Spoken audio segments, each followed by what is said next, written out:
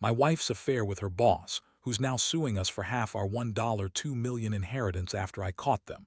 And I just found out she's been secretly draining our joint account for years. Help, I don't know who to trust anymore. Hello, everyone. Dear listeners, please share your thoughts in the comments section below.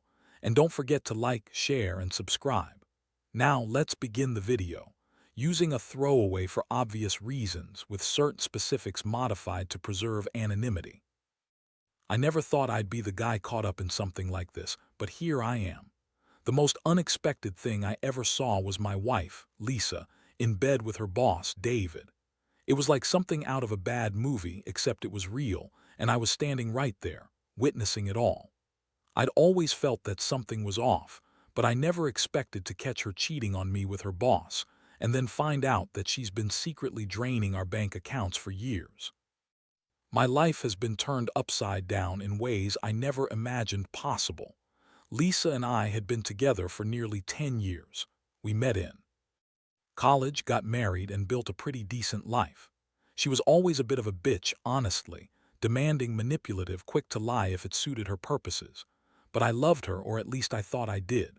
We had a lot of money, a big house, and I'd been working hard in finance, making sure we were set for the future. It all started to go wrong about 6 months ago. At first, I noticed little things. Her phone ringing late at night, secretive texts, her staying out later than usual. She'd brush it off, calling me paranoid. She'd lie about where she was, say she was working late or meeting with friends. But I could see through her bullshit. Something was definitely up. Still, I didn't want to jump to conclusions. I figured maybe she was just stressed or bored, or maybe she was having an affair but didn't think I'd find out. Then last week, I found the proof. I was going through our shared bank account, something I'd started doing out of habit after she kept asking for more money for business trips and emergencies, and I saw a series of transfers I didn't recognize.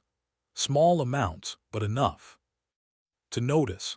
I pulled up the card statements and saw recurring charges at a high-end hotel downtown, charges at a jewelry store, and even payments to a private club I'd never heard of.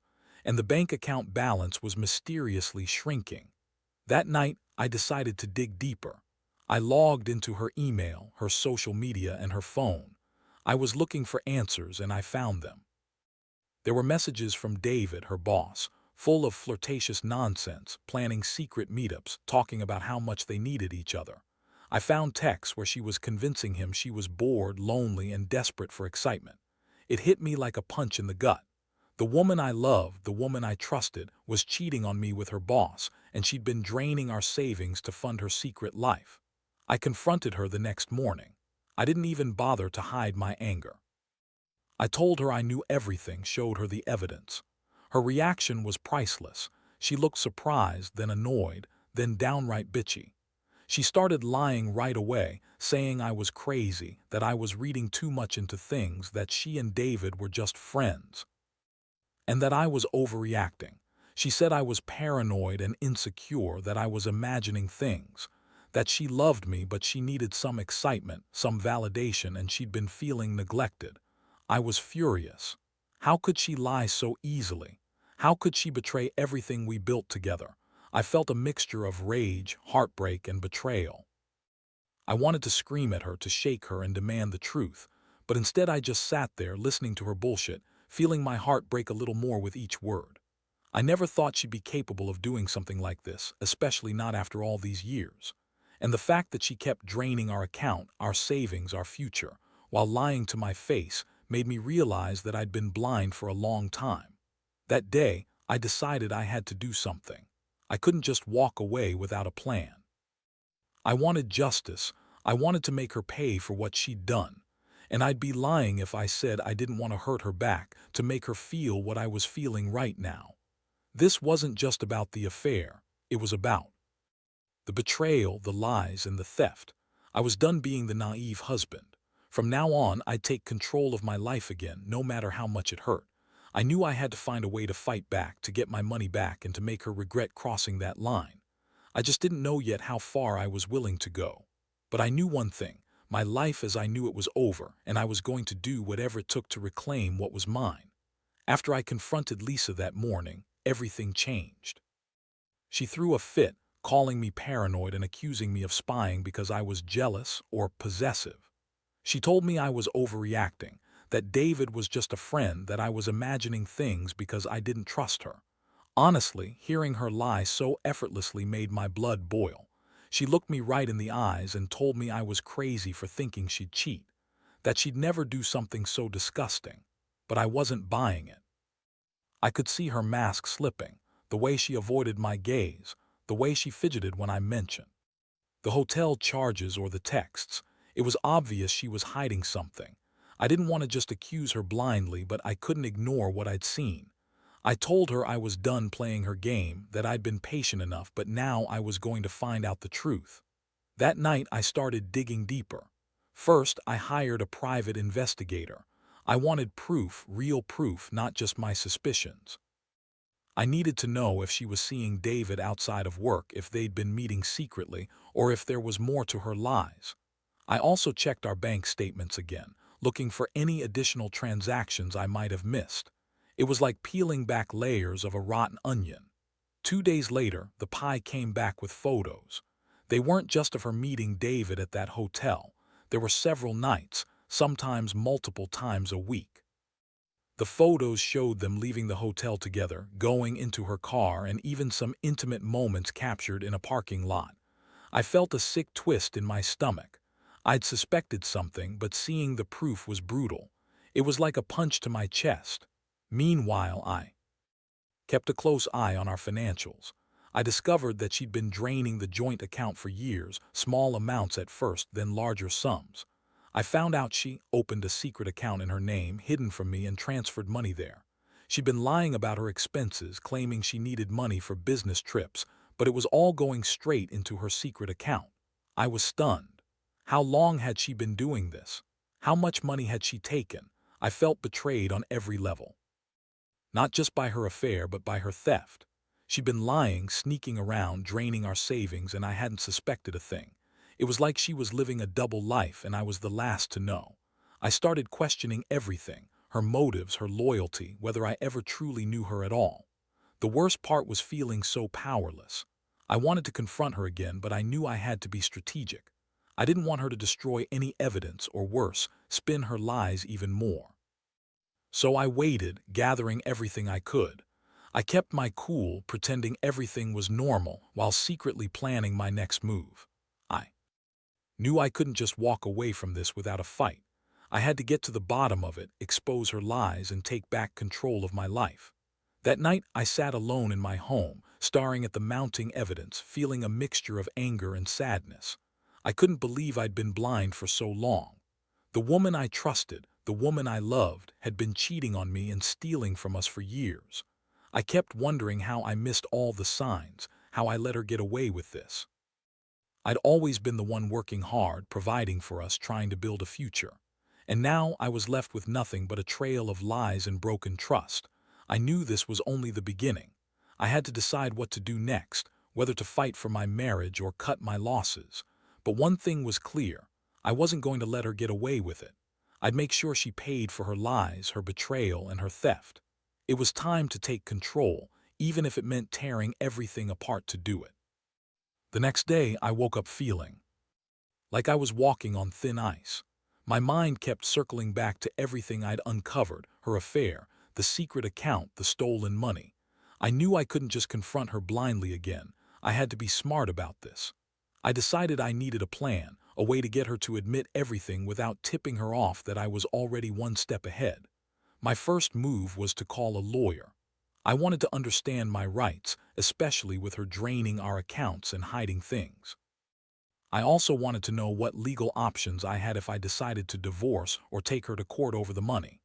The lawyer told me to gather all the evidence I could: bank statements, texts, photos, anything that proved her deception. I spent that day consolidating everything, making copies, and storing it securely. I felt a strange mix of relief and dread. Relief that I finally had proof, dread because I knew this was going to get ugly fast. Meanwhile, I started monitoring her movements more closely. I followed her to see if she'd slip up again. She was acting different, more defensive, more irritable. I could tell she was hiding something, but she was also trying to keep her composure. It was like she was walking a tightrope trying not to fall. I kept my distance, pretending everything was normal, but inside I was seething with anger. How could she do this? How could she betray me then lie so effortlessly? One evening she came home late, smelling like perfume and alcohol. She tried to brush it off, saying she'd been out with her friends, but I wasn't buying it. I decided to push her a little, just enough to see if she'd slip up. I asked her about her day, about her meetings, about her business trips. She snapped at me, calling me paranoid and accusing me of spying again. But I noticed her hands trembling slightly when she lied, her voice wavering. It was almost like she was trying too hard to cover her tracks. That night, I couldn't sleep. My mind kept racing, trying to figure out my next move. I knew I had enough evidence to confront her directly, but I also knew that might backfire. Lisa was manipulative. She'd deny everything, spin her lies, and turn the tables on me. I had to be strategic. I decided. I'd wait until I had everything in order, then confront her with irrefutable proof. While I was planning all this, I also made a shocking discovery. I found out she'd been secretly draining our joint account for years, small amounts at first, then larger sums. She opened a secret account in her name, hidden from me, and transferred money there. She'd been lying about her expenses, claiming she needed money for business trips, but it was all going straight into her secret account. I was stunned. How long had she been doing this? How much money had she taken? I felt betrayed on every level, not just by her affair but by her theft. She'd been lying, sneaking around, draining our savings, and I hadn't suspected a thing. It was like she was living a double life and I was the last to know. I started questioning everything, her motives, her loyalty, whether I ever truly knew her at all.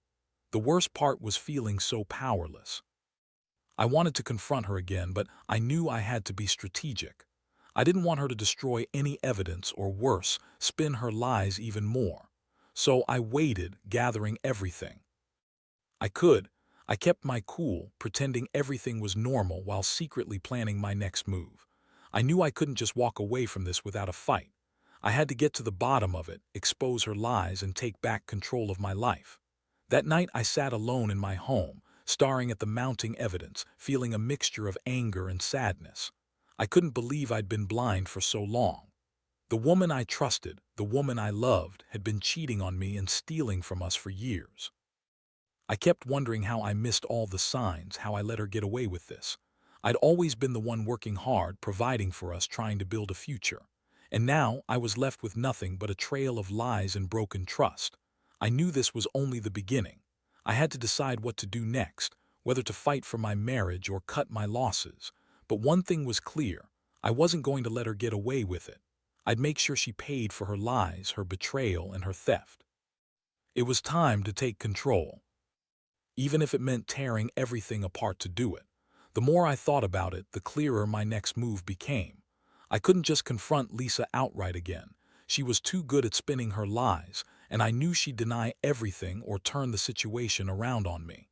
No, I needed to get her to admit something, to slip up, and I had a plan that I hoped would work. I started by hiring a private investigator to follow her discreetly. I needed to know exactly where she was going, who she was meeting, and what she was doing. I also instructed him to keep an eye on her phone and any new transactions. I wanted real-time intel, something concrete I could use if I decided to go to court or even confront her directly with undeniable proof. While waiting for the intel, I also began preparing for a serious talk. I wanted to catch her off guard, so I planned to bring up some of the evidence I had: bank statements, the hotel charges, the texts with David, and see how she reacted. I was banking on her being overconfident, thinking she could lie her way out of it again. I needed her to slip, to show her true colors. One afternoon, I got a call from the PI.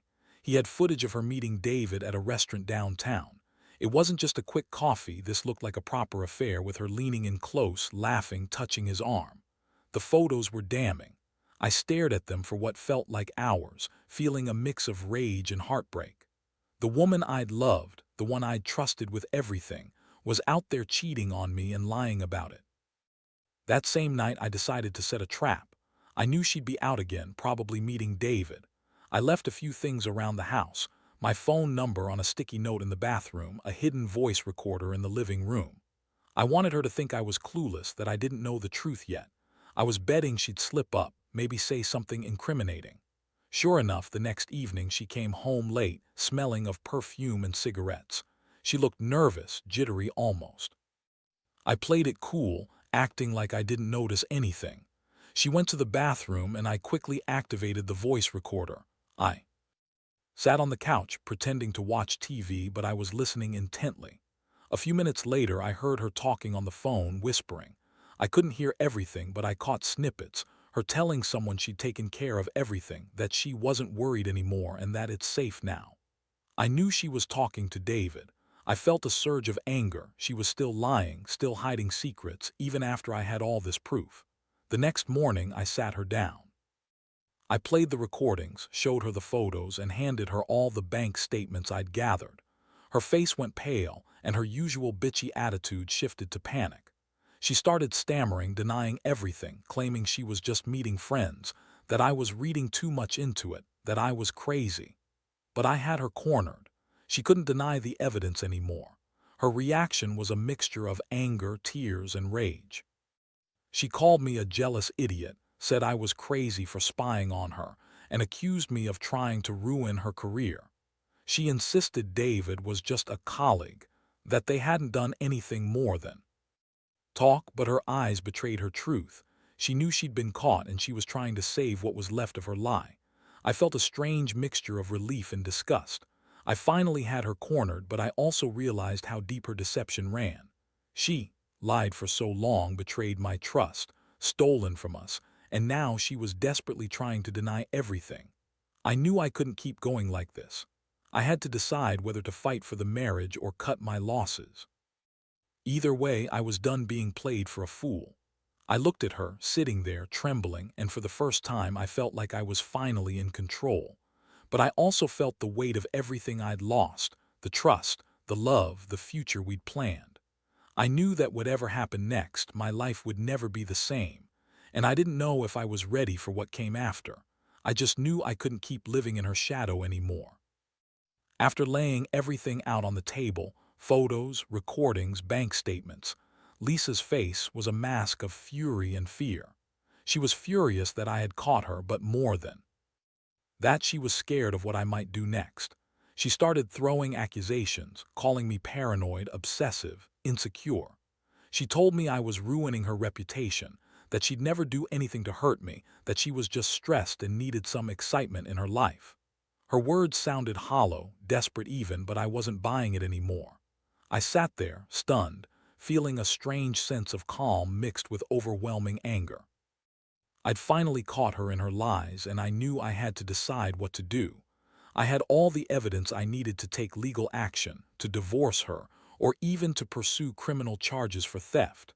But I also knew that I wanted her to face consequences, not just legally, but emotionally. I wanted her to understand that her actions had shattered everything we'd built. In that moment, I made a decision. I told her that I was done, that I would be filing for divorce, and that I would be taking her to court for the money she'd stolen from us. I wanted her to feel the full weight of her betrayal. I wanted her to see that her lies and cheating had consequences. I also told her that I was going to sue her boss, David, for his role in the affair and for any financial damages he might owe us. I told her that I wasn't going to let her walk away scot-free. She started crying, pleading, begging me to forgive her, saying she'd changed, that she loved me and that she was sorry. But I was numb. Her tears didn't move me. They just reminded me of how much she'd lied to me all these years. I told her that I didn't believe her anymore, that she'd broken my trust beyond repair. She yelled at me, called me names, accused me of being a terrible husband, but none of it mattered. I was already planning my next steps. Over the next few days, I worked with my lawyer to file the necessary paperwork. I also hired a forensic accountant to trace her hidden accounts and recover as much of the stolen money as possible. I contacted the bank to freeze her secret account, and I started preparing for the divorce proceedings. I knew this was going to be a long, ugly fight, but I was determined to see it through. I wanted her to pay for what she'd done, and I wanted to rebuild my life without her. In the meantime, Lisa was spiraling. She tried to manipulate me, to guilt-trip me into backing down, but I stayed firm. I knew I couldn't let her manipulate her way out of this. Her bitchy attitude only made me more determined. I realized that she'd been living a lie for years, draining our savings, cheating on me, and now she was desperately trying to cling to whatever she could. Looking back, I feel a strange mixture of relief and sadness. Relief that I finally uncovered the truth, and sadness because I lost the woman I thought I knew. But I also learned a lot about trust, deception, and the importance of paying attention to the signs. I've come to understand that sometimes the biggest betrayals come from those closest to us, and that honesty, no matter how painful, is better than living in a lie. Now I'm focusing on rebuilding my life. I've cut ties with Lisa completely, and I'm slowly healing from the emotional scars. I've also become more cautious with my money, realizing how fragile everything can be. I want others to know that if you're going through something similar, trust your gut, gather your evidence, and don't be afraid to stand up for yourself. Betrayal hurts, but eventually the truth comes out, and you have to decide what kind of life you want to build after it. The months that followed were a blur of legal battles, financial disputes, and emotional upheaval. I finally filed for divorce, and the process was anything but easy. Lisa fought tooth and nail, trying to spin her lies and manipulate the narrative. She even attempted to accuse me of abuse, of ruining her reputation, things I expected, but it didn't shake me. I had enough proof to shut down her lies. The court saw through her, and I was awarded a significant settlement based on the stolen money and her infidelity. One thing that struck me during this whole ordeal was how much I learned about trust and how easily it can be broken. I realized I had ignored warning signs for too long: her secretive phone calls, her sudden mood swings, the financial inconsistencies. I'd been blinded by love, or maybe by a hope that things would somehow get better. But the truth was, her betrayal was a slow erosion, a series of small lies that built up until everything collapsed. Getting rid of her from my life was a relief, but it was also painful. I had to confront the fact that the woman I'd married was capable of such deception. I had to accept that I'd trusted her blindly for years. But I also gained clarity. I learned to listen to my instincts and to pay closer attention to the people around me. I became more cautious, more aware. It's a lesson I'll carry with me forever. Financially, I've been rebuilding from scratch. The money Lisa stole is gone, but I've learned a valuable lesson about protecting myself, about keeping my money and my life transparent, and about not trusting blindly. I've started investing wisely again, and I'm slowly restoring my savings. The inheritance I was supposed to get, our future, has been tainted, but I refuse to let her betrayal define me. I'm determined to move forward stronger and wiser. Looking back, I feel a complex mix of anger, sadness, relief, and finally, acceptance. Betrayal like this leaves scars, but it also forces you to what's truly important. I've come to realize that honesty and integrity are what matter most. The people who truly care will stand by you, and those who betray you reveal their true colors. To anyone reading this who might be in a similar situation, trust your instincts. Keep a close eye on your finances and your partner's behavior. Don't ignore the signs, no matter how small. And if you find yourself betrayed, remember that you're not alone. You have the strength to rebuild, to move past the pain, and to create a future based on truth and self-respect. The road isn't easy, but it's worth it. I've learned that the hard way.